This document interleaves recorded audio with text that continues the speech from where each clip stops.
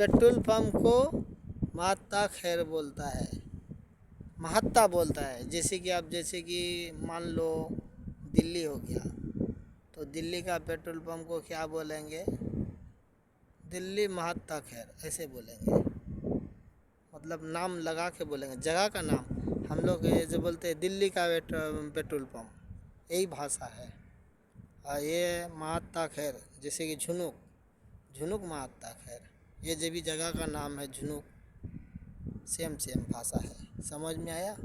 महात्ता petrol pump direct, और जगह का नाम लेगा तो झुनुक महात्ता, ऐसे बोलना अरबी में। समझ में आया दोस्तों? सलाम वालेकुम।